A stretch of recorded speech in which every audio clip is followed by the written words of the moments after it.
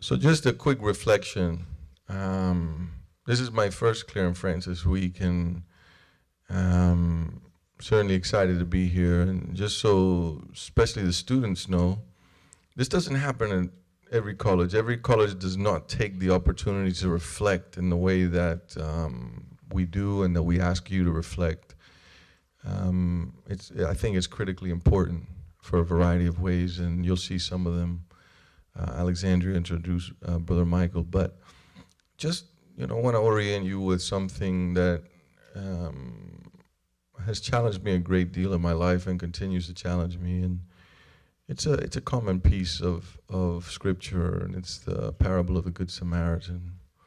I want to twist on it real quick before I introduce Alexandria, and this isn't mine. This is Martin Luther King Jr. in a talk he gave April 3, 1968. For most of you know, he was assassinated April 4, 1968. This is a talk he gave at Mason Temple in Memphis, Tennessee, titled "I See the Promised Land." And in it, he reflects on the Good Samaritan, and he says there's a fundamental question that we need to think about that's being asked and not asked. As you know, most of you will know the story. If you don't, go recall. I'm not going to do the story. But the priest and the Levite ask a question as they see somebody that is in need of help. They ask themselves, what would happen to me if I stopped to help this man? What would happen to me if I stopped to help this man? For those of you who don't know, this was a dangerous path that they were on. That's why it's something to think about. Sometimes we read the story and we don't take into account the context. And the Samaritan asks a fundamentally different question. It's a fundamentally different question. And King, using the philosopher Martin Buber, thinks about it in terms of I and thou. If you haven't read Buber, I recommend you take a look at that too. And he says, the Samaritan says, if I don't stop to help this man, what would happen to him? You see, fundamentally different orientation. Because it's not about me, it's about us, and it's about them. I ask you as we work through this week to think about that.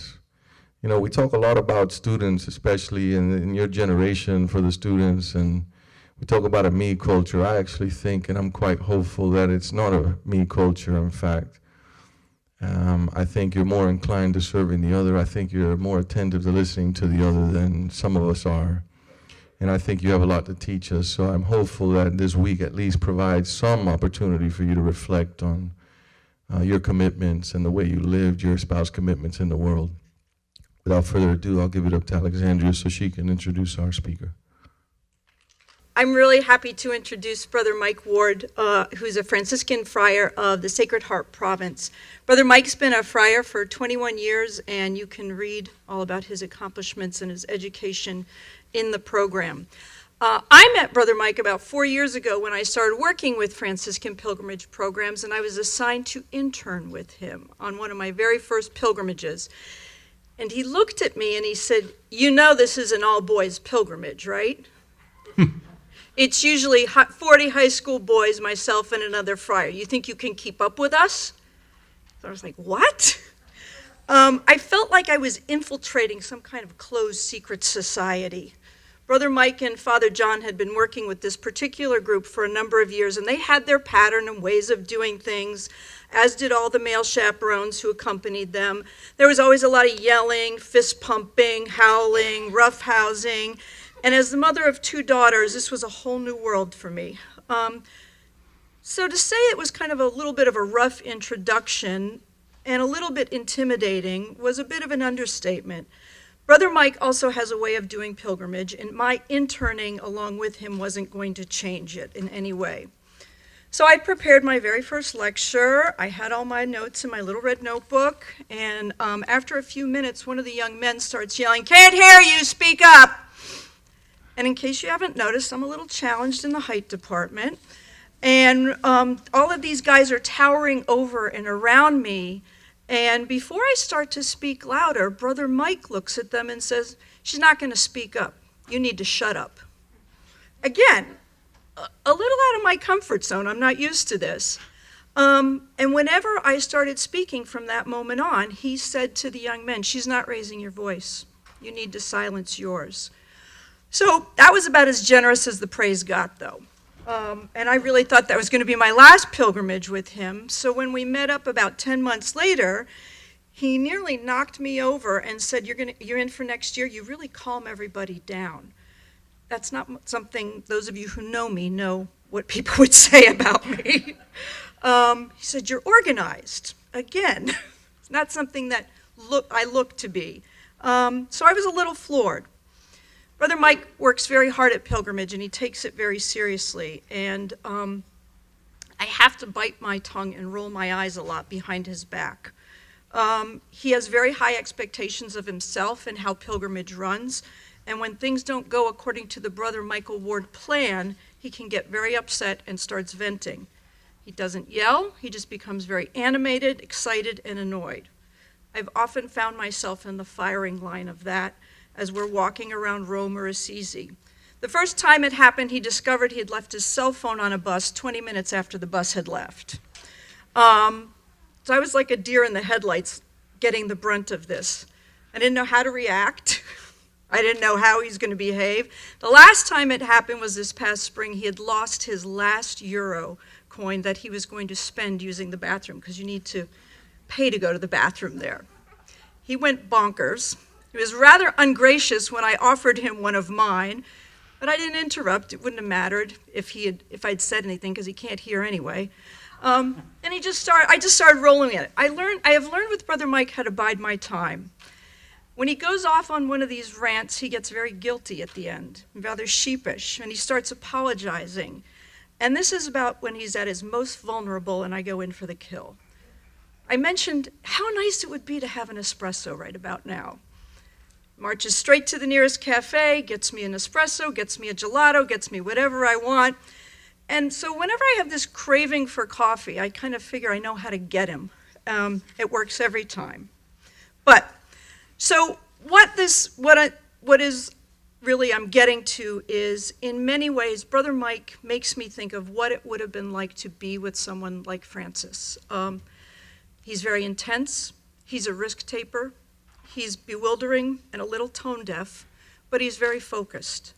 And he's also someone who is very human, who finds joy and laughter in the divine in every aspect of life. Brother Mike has challenged me and challenges everybody on pilgrimage to think about so what?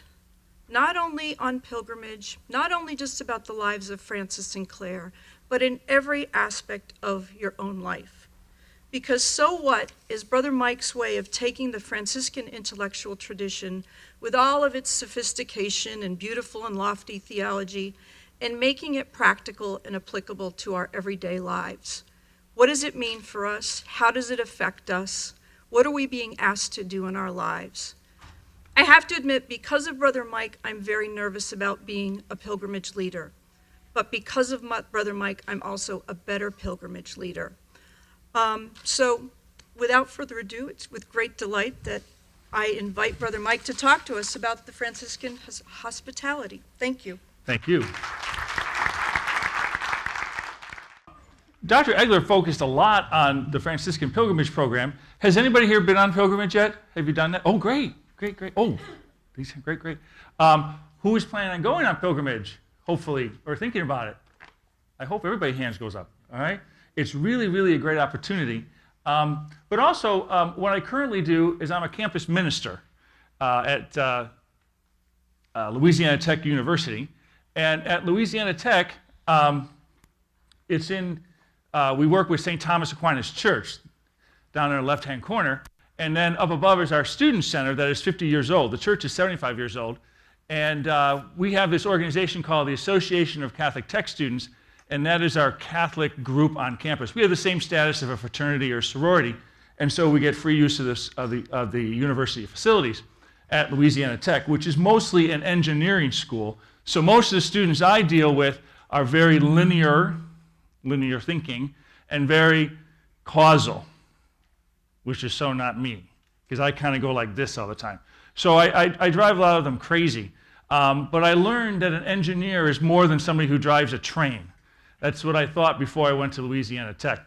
Our mascot is the bulldog, and it looks like Rocky doesn't like bulldogs, but we're up there in northern Louisiana. If you see Ruston there in the center, we're about 3 hours from Jackson, and if you go west, we're about 4 hours from Dallas.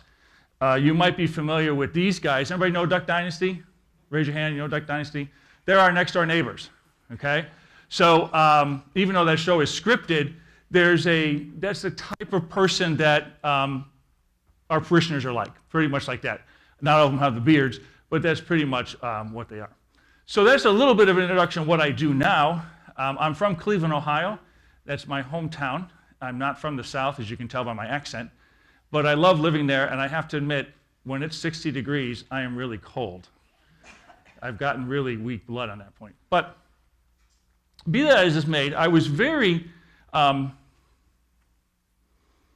humbled, to say the least, when Dr. Egler asked me to give this speech. I was like, you want me? Really? I said, you know how I am. She says, that's why I want you. And I said, that was pretty scary. And those you had, who was in the morning class this morning? Okay? Sorry about that. I apologize. I hope it wasn't too bad. A lot of energy in the morning. I'm kind of a morning person, and I had coffee, so I kept going. So here we are, and not to get too much off track, we want to talk about Franciscan hospitality, and you notice the subtitle is See, Savor, and Share. Can we say that together? See, savor, and share. All right? Well, what I like to do is what does that mean? What does the word hospitality mean? What does Franciscan mean? And this is what I kind of came up with as Dr. Egler and I were talking to one another. And so if we look at the word hospitality itself, we see the friendly and generous reception and entertainment of guests, visitors, and strangers. Okay? Anybody have a different definition? Pretty much the same, right? Well, if you're hospitable, then you're a person who practices hospitality. Again, somebody who's generous, welcoming. And notice the consistent thing, to strangers or to guests. To strangers or guests. And I was really struck by that because I feel myself very strange. But I don't think that's the strange that we're talking about in hospitality, correct? There's a difference to a stranger. What would be a stranger? Give me a definition of a stranger. Somebody that you don't know and just comes up to you. Someone you don't know and typically comes up to you. Very, very good. That's a good definition. So it's typically someone you don't know, and sometimes mostly somebody different than you, correct? Well, if we're to do Franciscan hospitality, now we're reaching out to the stranger, but that's general hospitality. That's not necessarily Franciscan. So when we talk about Franciscan, obviously we're talking about St. Francis in some form and in some way. All right? And Francis was moved when he heard this gospel, the gospel according to Matthew, and he heard this passage, the kingdom of heaven is at hand, cure the sick, raise the dead, cleanse the lepers, cast out devils, freely you have received, freely you give. Do not keep gold, silver, or money, no wallet for your journey, nor 2 tunics, nor sandals, nor staff, for the laborer deserves his living. And Francis dropped everything. This is what he wanted to do. He kind of figured it out. And without even knowing, he started a movement, which he really didn't want to do. He was just doing God's will, doing what God had asked him to do to rebuild the church. And it's difficult when you talk about Franciscan because there's a little bit of a joke. They say if you meet a Jesuit, you've met the Jesuits. When you meet a Benedictine, you meet the Benedictines. But when you meet a friar, you meet a friar. Because we're very different. And basically what we are is that we have 3 different orders is one of the ways how we're different. We have first order, which is basically an order of men, priests and brothers. Then we have the second order, which follows the rule of St. Clare. And then the third order is really an incredible mixture of men and women living the Franciscan values in a variety of ways that is really quite impressive. But in all those ways, it's always embracing Christ. Francis embraced Christ like no other, in a way that nobody else has seen, in a way that people try to imitate in very many ways. And you've probably seen this at this school when it's called St. Francis College. That makes a difference. And I was very impressed when your president said that not all schools do this, and he's right.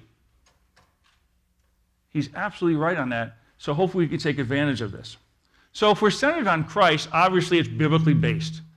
And then we talk about hospitality in the Old Testament. You might be familiar with Sarah and Abraham. We're out in the desert, and they greeted three strangers into their midst. And then the three strangers said, well, hey, for your hospitality, Sarah will bear a son. What was Sarah's reaction to that message? You know what Sarah responded? Anybody know? What was her reaction when she was told that she would bear a son? Because she was very old and she tried a lot, and they offered hospitality, and all of a sudden these three strangers said, you're going to bear a son. Anybody know what her response was? She laughed. And hence they named their son Isaac, which means laughter in Hebrew. But in the Hebrew tradition, hospitality from the Ancient of Days was crucial, absolutely crucial, to welcome in the stranger and the alien,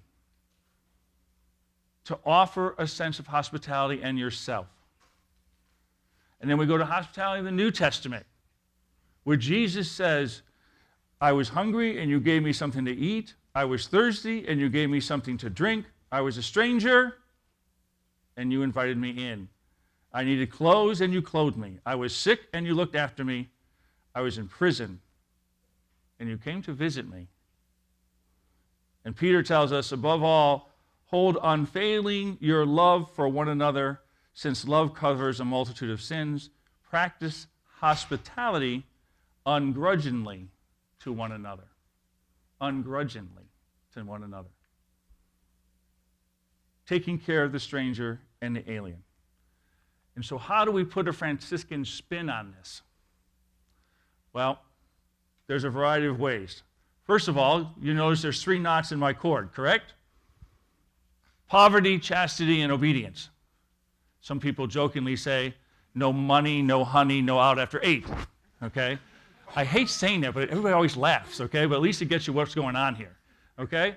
But poverty means I don't own anything, okay? So Francis said we embrace this poverty because if you don't own anything, you can see past things. You can see things you normally wouldn't see because you're not always doing, give me a second, this.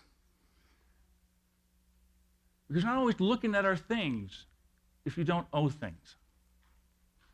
And chastity is a way of opening up the world so that you can savor the world in a way that you can taste it and smell it in such a way that enjoy it like an incredible dinner.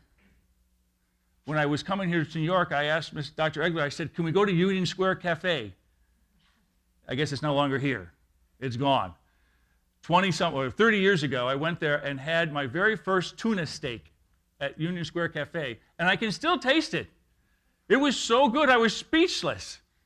I said, oh my gosh, there was a skinny little boy from Cleveland, Ohio eating a tuna steak in New York City. I was in heaven. And I remember that moment. And that's what chastity allows us to do, to open ourselves up, to really relish what we have and to savor what we have. And then, as far as sharing is concerned, we realize since nothing's our own and we love everything, we listen. Obedience means to listen what people need. And if we listen to really what people need, then what do? We give it to them. And Francis had a way of doing that has inspired millions of people over the centuries. And Francis is called a prophet in many ways. A prophet is a man who speaks God, or a woman who speaks God's word, because he can see what's happening in the world. He's not blind to the world. His feet are solid on the ground, and his eyes are eye to eye with those who are in the world. And he sees everything that God has given us as a gift. And he sees goodness in it. And he tells people that, and that's trying to tell people, hey, you are good. You are born good. God doesn't make junk. God doesn't make junk. You are good. And unbeknownst to him, by spreading this goodness and this good news of living the gospel, people started following him and started tasting that goodness differently and joining together with him. And then when he became a saint, now he's a saint for all people. So hopefully that we share the message of God's love for all people. That we're good people getting better every day. The best way to understand Franciscans and Franciscan spirituality, if you will, since we're trying to do Franciscan hospitality, is to talk about stories. The Franciscan stories is deep in tradition of what Francis did. And then we talk about the stories, and then we listen to what they have, and we savor what they have, and then we share them. And we share them with others. Francis and the leper. Who knows this story? Raise your hand. You've heard this story of Francis kissing the leper. Raise your hand, nice and high. Very few people. Hopefully, by the time you're seniors, you will hear this story. It's a very important one. Everybody who does not know what a leper is. A leper is someone with a very serious skin disease, such that your skin is rotting. And in the Middle Ages, they thought it was contagious. And those people were cast out of society. And Francis was living in Assisi. He was way up on the hill. I suggest you go on pilgrimage, if I haven't said that yet. And you get to see it. And it's up on the hill, and it's surrounded by a wall to protect it. And then the lepers were thrown outside the wall, because the people inside the wall thought they were protected if they keep the leper outside it. And Francis was repulsed by these lepers. They had little clappers and bells that would say, "Stay away from me, stay away from me." And people would run. You wouldn't drink out of the same cup. You wouldn't use the same stream or water. And then Francis, in his conversion, realizing what God wanted him to do, ended up kissing a leper. And he said it tasted so sweet, it's the sweetest thing I've ever tasted. He savored, and he saw that person. He didn't see the disease.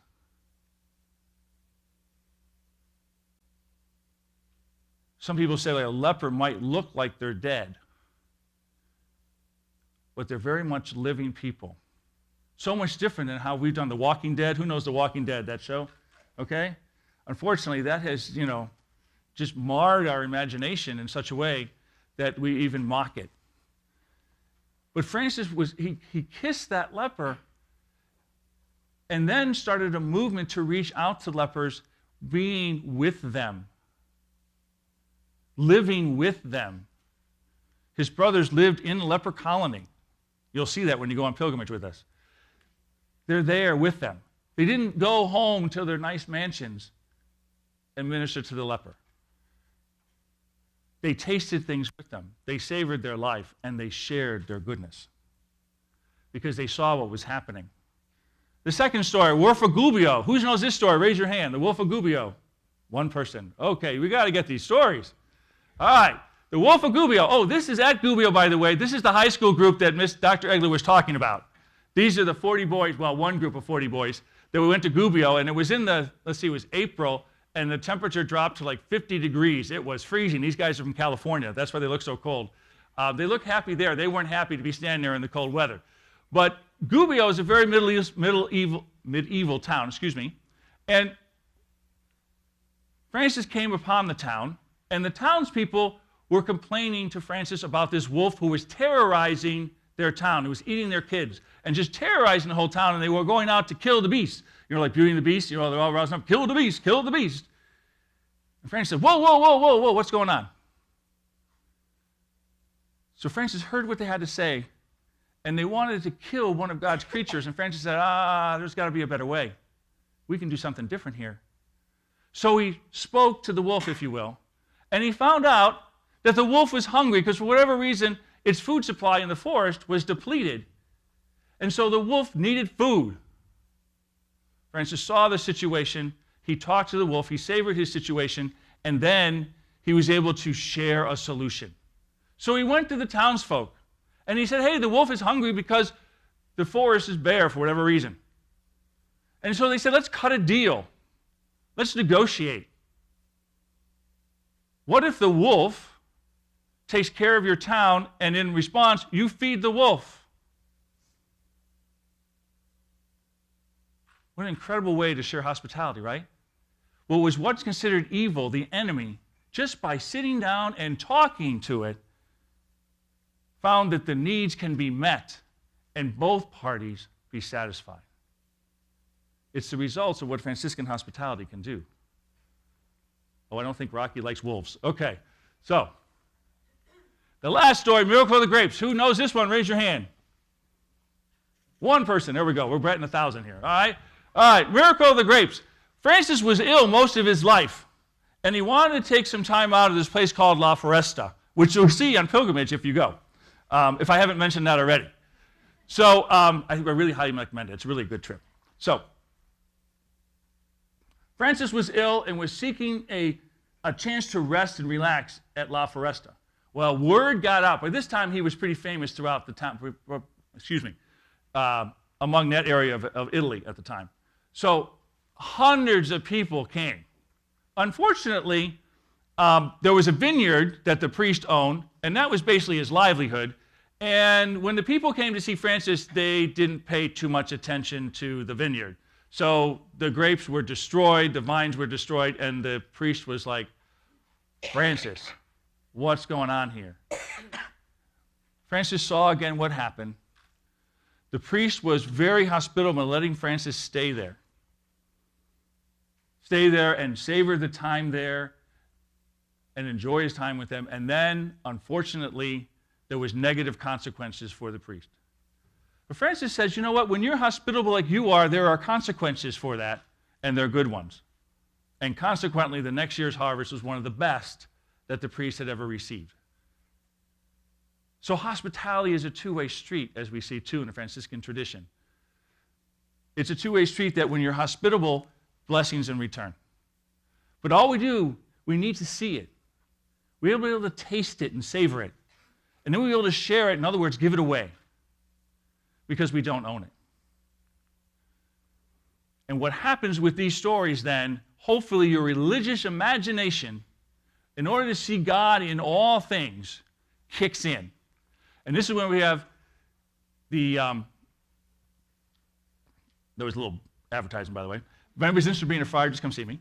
So your religious imagination kicks in that now that we have the other orders coming in and using their religious imagination in order to serve God's people. And you have Clare, who as a young girl came to follow Francis. She was like 15, 16, left her family. Ended up being very contemplative, praying in a cloister. The first church that Francis rebuilt became her home. And in that church was healing. If you look at the top right-hand corner, you can go there when you go on pilgrimage. We'll see that room, and that's the place to cross. That's where Clare died. And that's where people would come from all over Assisi, even in her sickness, just to have her healing touch, and she was able to heal them in her own sickness.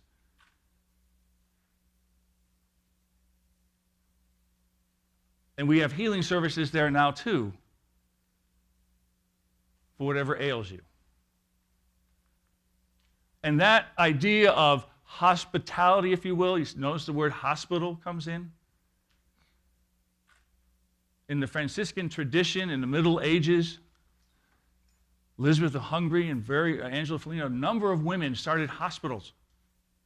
As I said, our healthcare system today, 1 in 6 people in the United States go to a Catholic hospital of some sort, are seen by a Catholic hospital. Isn't that amazing? That our hospital system has become, and the Catholics really have their signature on that. And so we have our secular Franciscans and our third orders, because there's so many different ways of handling that, they are outreaching to people in that way. So what do we do this today? What's going on with today? Well, Pope Francis, as you know, hopefully, is a Jesuit who took on Francis's name, and as a name said, this will identify my papacy. And he was so concerned with hospitality, saying that this humanitarian crisis that we have with these refugees, we have got to be hospitable to these people. That's how peace is going to come about. In our Franciscan tradition, we have Francis at one time during the Crusades, he goes and sees the Sultan and has a conversation with the enemy and sits down and talks with the enemy and says, how can we work this out? What do we both see? What do we need to taste? What do we need to savor? And how are we going to share each other's lives so that peace comes about? And currently today, the Franciscan Action Network even works at Washington, D.C. to work on behalf of the aid of the immigrants and the disadvantaged in our country. So it's not just something that happened in the Middle Ages. And so that leads us then to the question that Dr. Egler said, so what? How does this affect us? What are we to do? And how are we to be hospitable? And do we even want to be? Would be another question you might have. But hopefully, through this short talk, you can be inspired by this whole week, be inspired by the lives of Francis and Clare. Maybe getting some more stories in bits and pieces. Maybe revisiting the stories that I told you about, that you can be inspired to be a hospitable person. And one of the things that we talk about hospitable, anybody see the word table in that word? Yes, the table's in there. And I came to think, I said, with a religious imagination, and I started looking at tables, and I'm like, and I used to be in the hospitality business. Anybody familiar with Chicago and the Drake Hotel? It's a big fancy hotel. I used to work there for 7 years before I became a friar. And my grandmother, speaking about hospitable, she was a waitress until she was 89. She waited on tables till 89. It was amazing. So it's in my family to do that. But when you look at a table, there's lots of things that can happen at a table, right? I need some volunteers. Get some hands up, or I'll start picking. Need some volunteers. Okay, you. Let's see. Who's on the end? I need you. I need you. Come together. All right, I need you too. All right. And your name is? Michael. Oh, good. Michael. And? Patricia. Okay, don't worry. You will not be harmed in this demonstration. I promise. Okay? Patricia and Michael. All right. Imagine, we're going to use imagination now, okay? It's all a good thing. And we're going to do a very down-to-earth example that you may or may not be familiar with, or at least be familiar with, maybe not personally. But however, I would imagine at one time you probably thought or knew about somebody getting to know the other, correct? And maybe somebody of the opposite sex and going on a date. All right? So imagine, can you imagine for me, that you're going to go on a date. This is your first date, all right? Her friends, your friends, they set this all up. That happens, right? You know, everybody's watching behind. Okay, so you're all the friends that set this up. So you're going, is there a restaurant in New York you go to? I don't know. I mean, I'm just probably sure there is. But, you know, one or two maybe, right? So, except Union Square Cafe, it's closed. That's really disappointed. No tuna, they had great tuna, I know. No tuna, no. All right. So anyway, but I had great oysters with Dr. Egler, though, in Connecticut. But anyway, I even ate them raw, I know. So it's okay. All right, you're on a first date. And let's say, you know, it's not unusual to go to a restaurant. We still go to restaurants and eat, right? That's not unusual. All right? Now imagine I'm the maitre d' and you're coming together. Now, you really don't know each other, but you kind of know each other. And he shows you to a table of two. How are you going to sit at this table? Imagine you come to the restaurant and just sit at the table. You sit yourself. How are you going to sit on your first date? Oh, you're going to get her chair. Oh, what a gentleman. Let's hear it for the gentleman. Yes, we saw a gentleman. Yes. Okay? Chivalry is not dead, folks. All right, you're going to sit here. Okay, I have a question. Why didn't you sit here? I don't know. It's just customary usually. Customary. He said it's customary. Why is it customary for like a first date to sit like here? You interrogate them in a way? You're going to interrogate her. I don't know if you want to interrogate her, but these are appropriate boundaries, correct? All right? And what are you going to find at this table? Patricia, what are you going to find at this table? Maybe a friend, something. You want to make a connection. Yeah, she wants to make a connection. She wants to make a, we need the handheld mic up here. If we can do that real quick, because I forgot about that part. Shayla, right? Thank you very much. All right, so you want to see if there's a connection that can be made, all right? You see each other, you're probably going to have dinner, savor it, okay, and see what you can share your lives with each other. It's not unusual that what happens after that first date? What do you usually find out? Thumbs up or thumbs down, right? All right? And so this is very crucial. But what if he did sit here like this? Would this work in his favor or not? No, this would not work in his favor. All right? It wouldn't be good. All right? So, but the table's where we gather. All right? Thank you very much. I appreciate your help. All right, go have a seat. Great.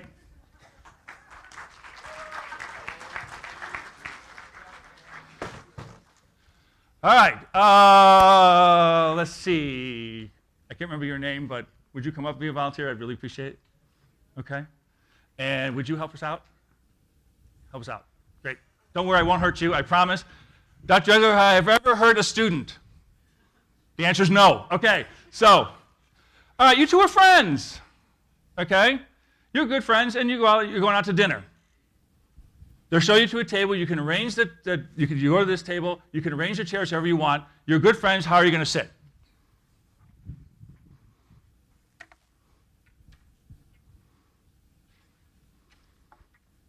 Relatively close to each other, correct? How come? Why do you sit this close to her? You can hold it. Because I know her. You know her. Do you feel comfortable with her? Yeah. Yeah. Do you know her in real life?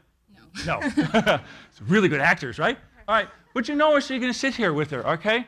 So this is not threatening. Are you threatened by her? Oh, no, not at all. No, say that in the mic. No. Oh, Not at all. no. Maybe you. I don't know. Yeah, it's threatened by me, yeah. You know, so he's so skeptical. I mean, you should see the number of people that are doing this when I walk by, okay? This guy is too strange for me, all right? But the idea here is, yeah, okay, you feel comfortable with each other. You're at this table, all right? And you probably know what each other order sometimes if you're that good of friends, right? That's not unusual. Oh, she'll have this or she'll have that, okay? And you talk. Hopefully it's not gossip, but you talk and you get to know each other even better. You know what excites you? What did you see today? What are you savoring? What's in your mind? And what do you need to share with each other? All right? And you share your lives with one another. Thank you very much. Thank you. You're great. Okay, I need 4 people real quick. Just grab 4 people. Come on. 1. You're good. Good. One more. Come on, you're good. Oh, good. 3 guys, 1 girl. Great. All right. You two are salespeople, and you're going to sell them, you're trying to sell them something. All right, you're at their business, and this is the table. This is the table. Arrange the chairs, however you're going to do at this table. You're trying to sell them something. You're at the office. You're at their office. Arrange this table. You sit at this table. How are you going to do this? Put the chairs somewhere. How are you going to sit? You can take chairs from anywhere on the stage.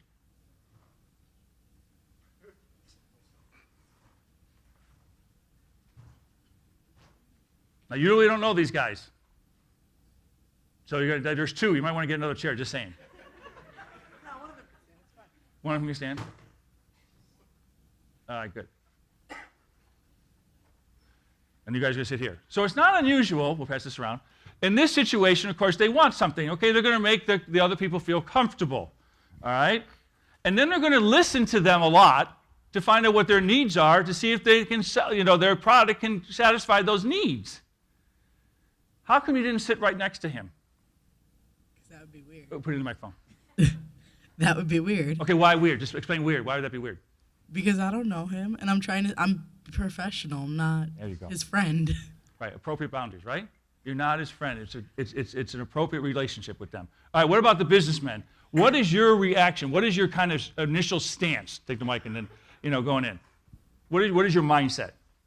Coming in, Yeah. They're going to try to sell you something. What's your mindset? I don't trust them at all. Right, first of all, because salesmen we don't trust. Okay? All right? So in some ways, you got to put that, but you really have to listen, because what is if they really have something you need, right?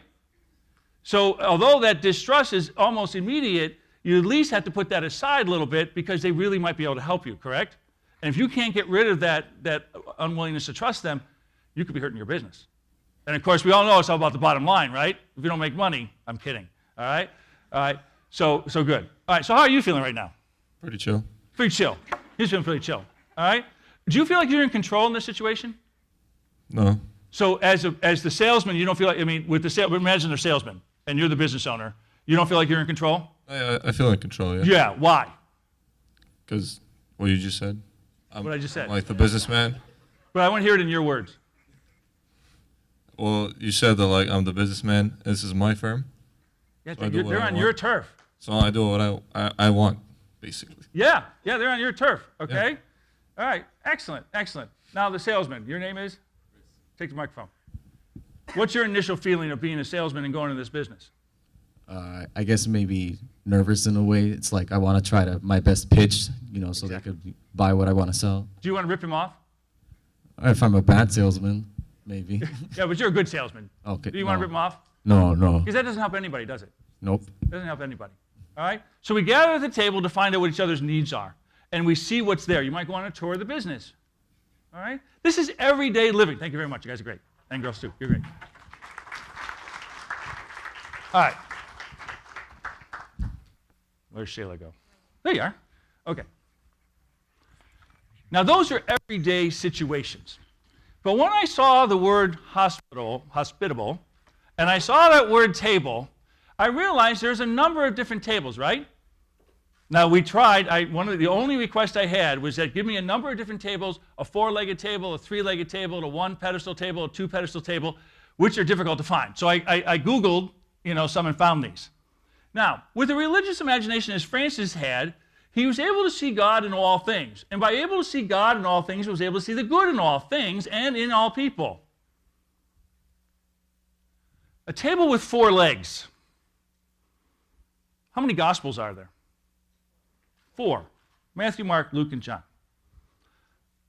A table with 3 legs. There are 3-legged tables. I have a picture up there.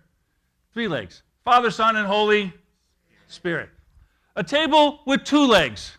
Jesus was both human and divine. A pedestal table with 1 leg. How many gods do we have? 1. What if every time with the so what, and if this week, and then carrying on this whole school year, if you look at tables differently, that every table you approach has something to do with God, and whoever you sit with, the divine is with you. What will you say? How will you speak? What will your words be if you know that God is listening? He is all the time, all right?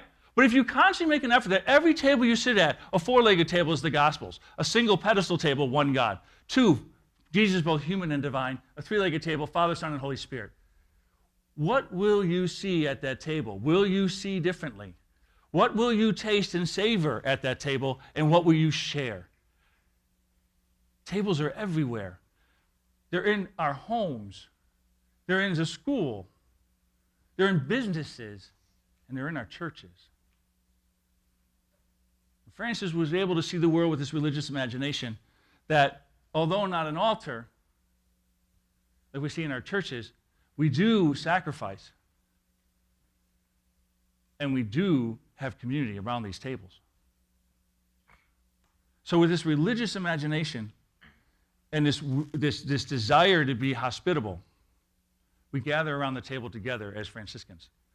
Franciscans that not necessarily take vows like I do, but with their Franciscan spirit to be able to see and to savor and to share all that we have. And so hopefully, by this little talk, which I think was just about 20 minutes, if I'm not correct, maybe a little over, I was given that time frame, would hopefully kick off this week for you to look at hospitality a little bit different so that you too can be a hospitable person. And I'd like to close with a prayer, and this is the words of St. Clare. And so we take a moment to call to mind God in our midst. And Clare writes, "What you hold, may you always hold. What you do, may you always do and never abandon, but with swift pace, light step, unswerving feet, so that even your steps stir up no dust. May you go forward securely, joyfully, and swiftly on the path of prudent happiness, not believing anything that would dissuade you from this resolution, or that would place a stumbling block for you on the way, so that you may offer your vows to the Most High in the pursuit of that perfection to which the Spirit of the Lord has called you." The Lord be with you. We bow our heads and pray for God's blessing. And this is a blessing that Francis used. "The Lord bless you and keep you. May he show his face to you and have mercy, and may he turn his countenance to you and give you peace. The Lord bless you. In the name of the Father, and the Son, and the Holy Spirit. Amen." Thank you very much. I really enjoyed being here. We will have some time. To have some question and answer. Is there any questions? I'll be happy to entertain those. I know some of you have classes you really want to get back to. I understand that. Maybe lunch even. So do you have any questions? And the microphone, Shayla's going to help us out. Thank you, Brother Mike. I did have a question. You talked a lot about obviously seeing, savoring, and sharing. We're often told that Francis sought God. He was seeking God. How is seeking different than seeing?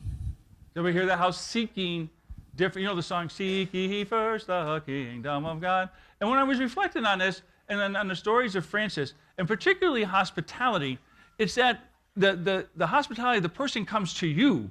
So you have to be able to see God in that person. Francis didn't go out and seek that to be hospitable, all right? So it's different, all right? There's a lot difference in being hospitable if somebody comes to your door as opposed to you go and look for it. Has anybody here been on mission? Anybody go on a mission trip? Anybody? Even if it's ever done to a soup kitchen, okay? So when you go out from your comfort zone and then you go into that neighborhood where there's a soup kitchen, right? So you're seeking that. What if that person who is homeless comes to your door? Are you as friendly? Absolutely not. You're shaking your head. You're like, no, that ain't happening. You know. So there's a difference between that seeking, you know, and that seeing. So the idea that in this case for hospitality is that you see what's going on, and because you see God in all people and all things. Thank you. A couple of people here are from student government. Oh, good. Do you have any advice for us how we Oh. could be more hospitable in the future? What grade level are you in then? Are you seniors? I'm a sophomore. Sophomore. And sophomore, you can be in student government. Yes. Who raised your hand? Who's on student government? All right. Have you had meetings yet about hospitality as this theme? Have you got together? You haven't. Do you plan on having one? Well, maybe after this. There you go. First of all, get together and talk about it. And then what I think would be really good, find a good table. Just saying. All right? And then first of all, start with prayer. And then start, recognizing what you see at the school. Just start throwing things out there. And then what are the good things, what are the things we need to improve, and savor that and taste it. So and from that you decide, okay, what can we do, which is the sharing part, what can we do to share what we have? Because you're in a position of power. Listen, are you voted in, or is it a selection? Are you voted? Oh, well, yeah, we're voted in. Yeah, okay, so there was an election. Okay, yeah. So people have elected you in that position. So you then have the authority to make decisions for the group. And as long as you do it in a way that is, outgoing and selfless, I think you're a good idea. But I really think when you gather around the table, use that image that God is here, God is in our presence, in this, and then really the students coming to you, and be very careful about going out, because sometimes when you go out, you force it on people, okay? But if you make yourself available, it's really a different story.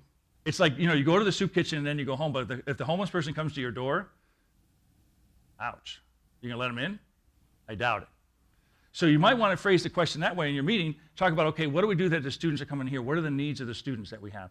And how can we use Franciscan hospitality with that? But be very conscious around that table. I think that would help you. Does that help? Yeah, Yeah, thank you. Great. And what do we got another one? That was a good question. For a sophomore, that was great. That was good. What's your major? Political science. Political science. And minor in philosophy. Minor in philosophy, a thinker. There we go. Very, very, very good. You want to be a lawyer? Oh, No? Franciscan? You look really good in brown, I think. It would be really great. I really think it would be a good idea. Some people say I look like Jesus. So Yeah, I would agree. A little more like Francis than Jesus, but Are you Italian? yes. Yeah, there you go. Okay. First, I'd like to say thank you for that You're welcome. great talk. Thank It really lets everyone think about, especially with the table thing. I really did appreciate that. Okay. So, absolutely, thank you. You're welcome. So, my question is pretty simple. Okay. You've only been here how long? 2 hours within the school? Have you In been the here- school? Yeah. No, I got here at Yeah, 6 a.m. because I had to get up Oh, at 3 okay. because I stayed in Connecticut and I had to get up at 3 in the morning. So I got here at 6. So I put in a full day already. Would you say you've seen a lot of the students, going through their day-to-day? The school's only 2,500, right? It's a Yeah, small school. 26. Okay. I did visit Dr. Egler's class, so I saw 20 students there, and then in the hallways and in the elevators, I saw a lot of students. I was saying hello. So I don't say a lot, but a number. Yes. Yes, so something that I always talk about a friend of mine about is how there's a big difference between high school students within Oh, yeah. the city and in Long Island. Absolutely. Just a different atmosphere, Yep. they talk to you more, they're more interactive. Yep, I less would agree. themselves. Do you notice any differences within the students here at the college than that of where you're from? Okay. Then Louisiana. Yes. Okay, believe me, Louisiana is like no other place ever, okay? I think everybody should everybody live in the South? Anybody live the South? Where'd you live? Charleston. How long were you there? 10 years, wow. I'll tell you what, people in Louisiana would consider that you're not from the South. That's still the North. That's what they would consider. Okay? The South of Louisiana is a very small area down below. So it's very, very hard to compare. And my school's, the school, Louisiana Tech, although I don't work at the school, I work at the church, there's 12,000 students. So it's not a large college, but it's different. I think every place is different. What's your name? Richard. Okay. The reason why you see the difference is because you taste it here. All right? And your question is telling me that you want to share the good things you find here. Because you think it's good, isn't it? Because you're seeing, and you're not blind to it. Because you see the difference.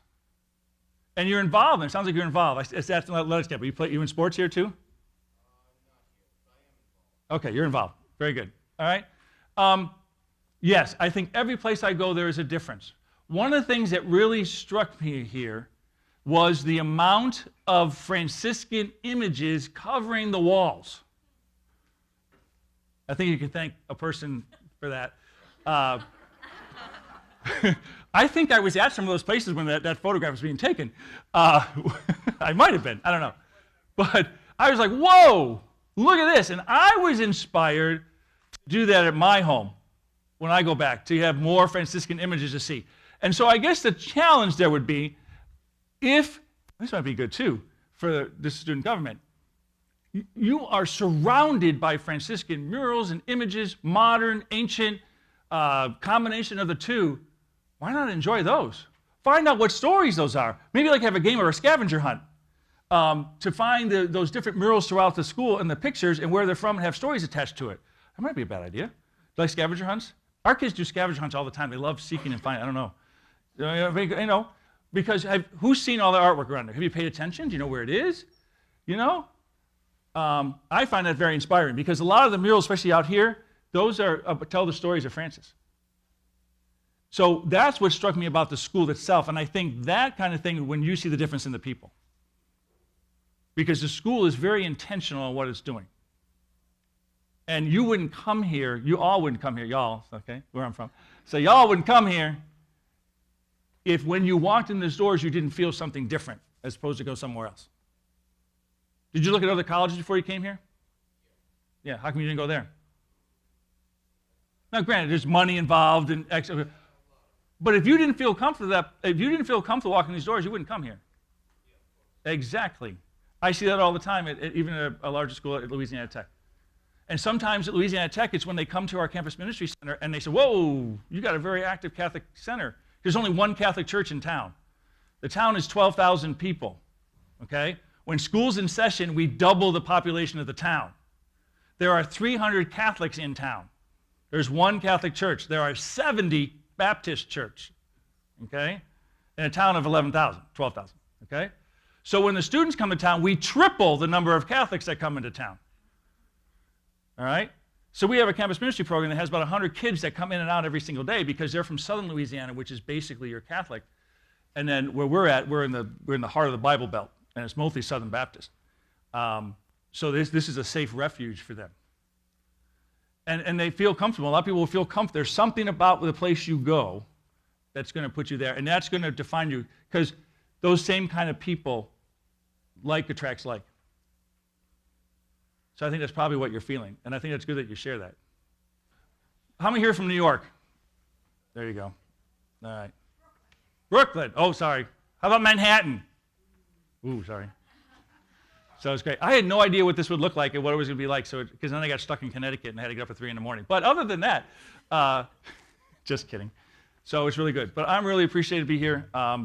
Your president is great. Very, very impressed with what I see. The spirit here, everybody I've met on staff has been more than helpful. The students, although a little shy because you don't know me, which is understandable, I think that's just part of your generation. But I say hello, and the response is, hello for the most part. It's been really, really great. So, well, 8 in the morning, it's kind of hard, okay. I get that, okay? Especially if you have to get up at 3. But, you got a good spirit here. Keep it going, all right? Keep it alive. It doesn't go unnoticed. I see your ads. Your website is really great. Go water polo team. Rah-rah. Okay, there you go. They're winning. Okay, good thing. All right. Anything else? Very good. Thank you very much. One more thing. Yeah. Oh, this guy. All right. Uh-oh. I'm in trouble. You're not the only person who said that about me. Let's give Brother Michael another round of applause, please. Brother Michael, you have certainly set the tone for what we anticipate to be our greatest Clare and Francis week, and your words of wisdom will definitely guide us through this entire week. And on behalf of the entire college community, we would like to present you with this very special plaque, and the words Pace Bene, which mean peace and goodness, reflect everything you have brought to our community today and everything this week will live up to. So thank you for getting us kick-started, and we appreciate you very much. Thank you. Wow. Thank you. That's awesome. Thank you. That's really cool. That's really cool. Quick photo. Oh, photo op. All right.